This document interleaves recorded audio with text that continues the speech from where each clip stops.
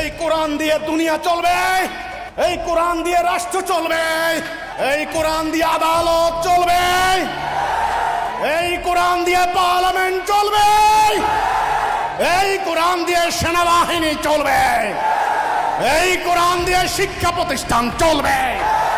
এটাই হলো কোরআন, আমাদের জীবন বিধান।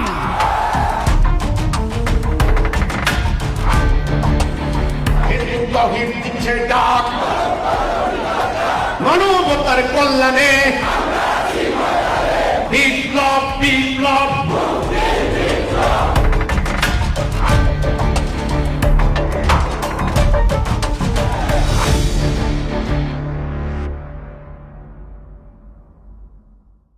ফেয়ার ইলেকশন কে দেশে হয় নাই? এই ভাই, ফেয়ার ইলেকশন কে দেশে হয় নাই? হয়েছে।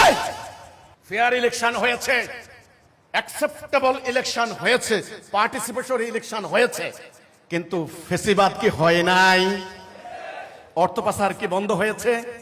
দুর্নীতি লুটপাট বন্ধ হয়েছে?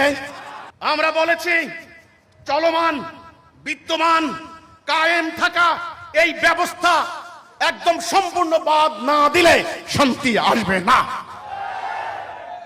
ঘুম থেকে উঠলেই পত্রিকা খুললেই নৃশংসতা, ভয়াবহতা, খুন, মার্ডার। ঘর থেকে বের হইতে পারি না ভয়ে আতঙ্কে, নিজের ছোট্ট বাচ্চাটার স্কুলে দিয়ে নিশ্চিন্তে থাকতে পারি না কখন কি হচ্ছে, কখন কি হচ্ছে। 10টা টাকা নিয়ে গাড়িতে উঠতে পারি না।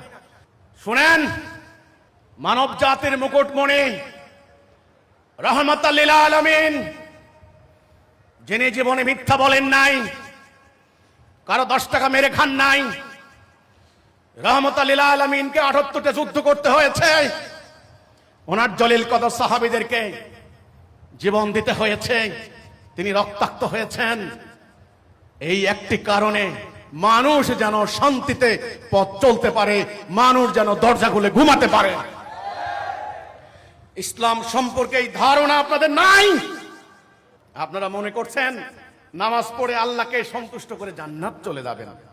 নো। আজকের এই গাজীপুরের এই মহাসম্মেলন থেকে দাঁড়িয়েতে আমি সরকার, আইন শৃঙ্খলা বাহিনী, রাজনৈতিক দল, মিডিয়া, সুশীল সমাজ, শিল্পী, সাহিত্যিক, সাংবাদিক, স্টুডেন্ট যারা আছেন, আলেম ওলামা, আমি সবাইকে সনির্বন্ধ অনুরোধ করতে চাই, বাংলাদেশের মাটিকে নিয়ে একটা আন্তর্জাতিক ষড়যন্ত্র হচ্ছে, সেটা আপনারা জানেন। আমরা আজকের এই গাজীপুরের সম্মেলন থেকে পরিষ্কার করে বলতে চাই, আল্লাহর পক্ষ থেকে যে হেদায়েত এবং সত্য দিন চলে এসেছে, আমরা যদি পুরো জাতি আল্লাহর উপর ভরসা করে আল্লাহর দেওয়া ঐশী বিধান দিয়ে আমাদের রাষ্ট্র, আমাদের আইন কানুন আদালত, আমাদের কোর্ট কাছারি, আমাদের শিক্ষা ব্যবস্থা, আমাদের অর্থ ব্যবস্থা ইত্যাদি যদি আমরা পরিচালনা করি, তবে ইনশাআল্লাহ আমাদের এই জাতিকে নিয়ে কেউ ষড়যন্ত্র করতে পারবে না। আমি সবাইকে বলতে চাই, একটা আঞ্চলিক ষড়যন্ত্র হচ্ছে বাংলাদেশের মাটিকে নিয়ে, এখানে প্রভাব বিস্তার করতে চায়, আমরা সেটা হতে দিতে পারি না।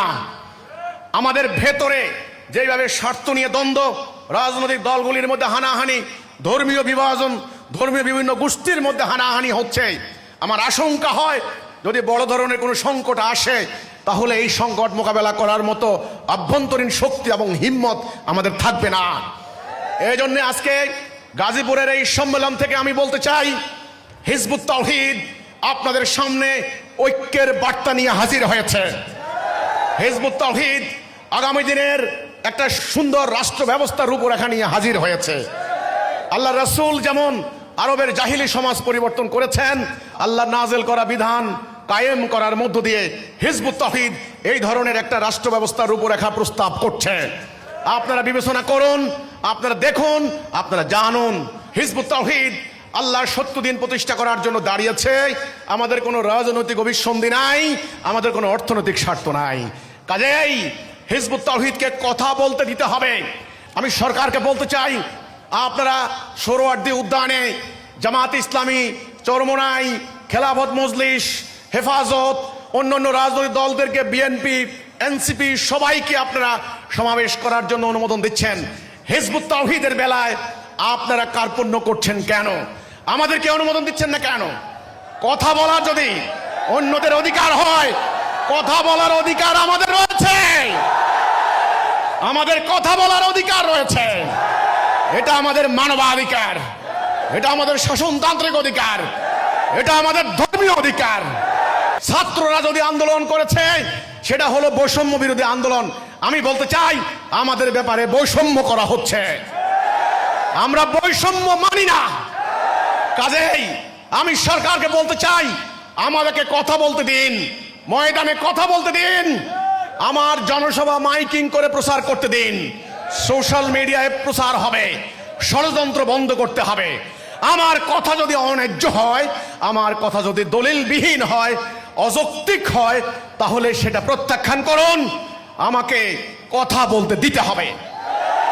আজকের গাজীপুরের এই সম্মেলন, আজকে ঐতিহাসিক সম্মেলন, এই হলে কানায় কানায় হাজার হাজার নারী পুরুষ, অনেককে আমরা জায়গা দিতে পারি নাই। হিজবুত তাওহীদ এক অনিবার্য বিপ্লবের ইস্তেহার নিয়ে ময়দানে সংগ্রাম করছে। আমরা শপথ করেছি, আমরা বাংলার মাটিকে ইরাক, সিরিয়া, আফগানিস্তান হতে দেব না। মদিনার মতো রক্ত দিয়ে রক্ষা করবো ইনশাআল্লাহ। আল্লাহ আমাদেরকে তাওহীদের উপরে ঐক্যবদ্ধ হওয়ার তৌফিক দান করুক।